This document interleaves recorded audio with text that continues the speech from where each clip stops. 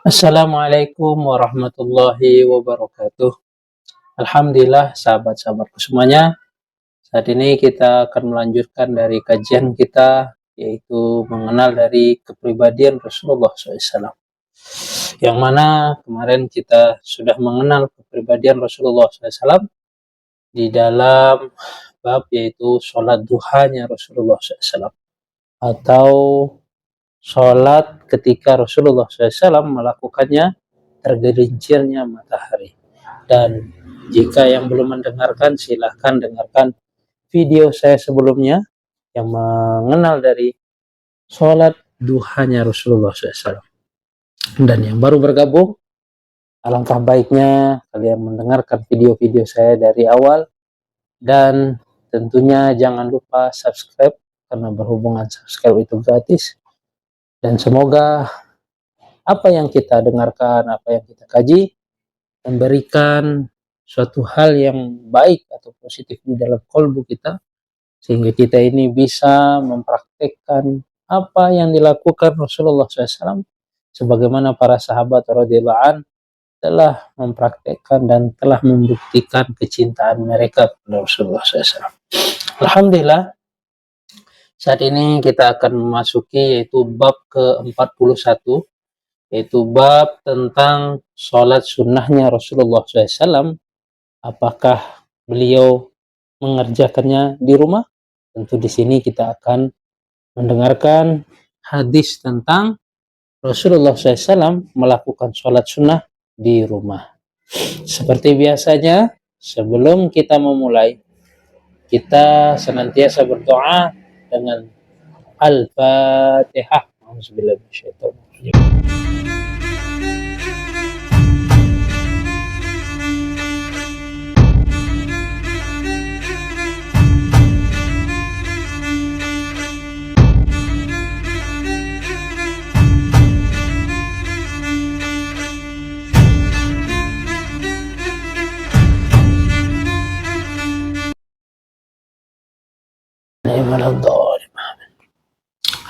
Alhamdulillah, teman-teman, dimuliakan Allah Subhanahu wa taala. Saat ini kita akan melanjutkan dari tentang Rasulullah SAW, sholat, apakah pernah sholat di rumah. Babus sholatu tatawwu' fi baiti.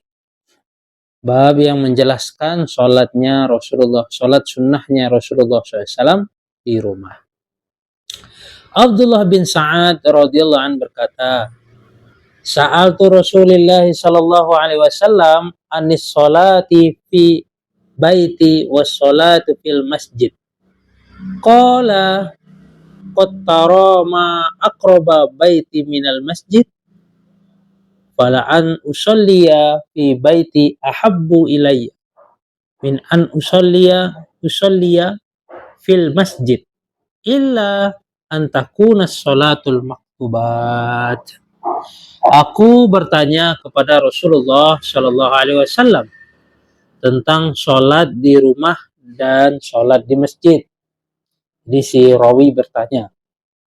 Beliau bersabda, sungguh aku melihat sendiri alangkah dekatnya rumahku dengan masjid. Sungguh engkau telah melihat sendiri alangkah dekatnya rumahku dengan masjid.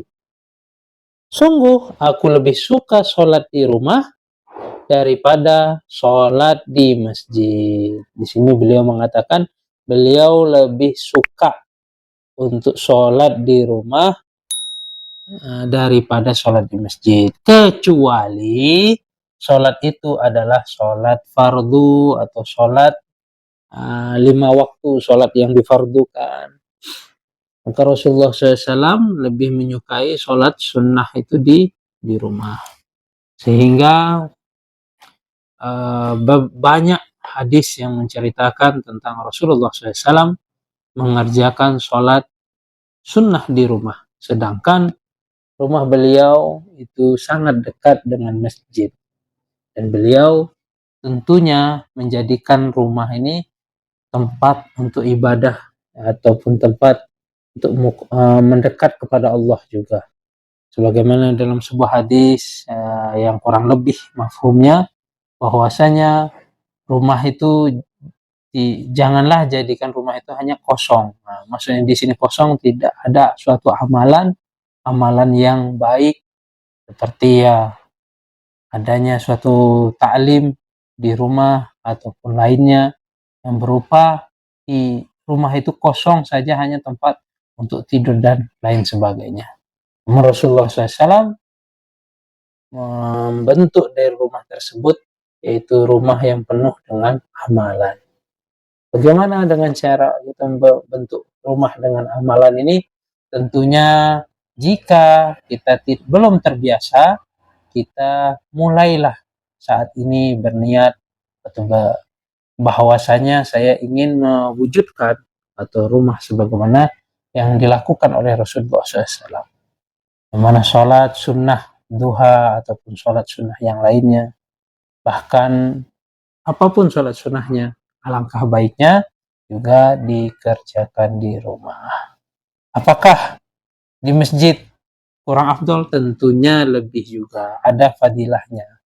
Namun rumah ini juga memiliki hak untuk kita hidupkan, yaitu untuk rumah ini menjadi sarana yang baik juga sebagaimana masjid yang senantiasa diadakan suasana.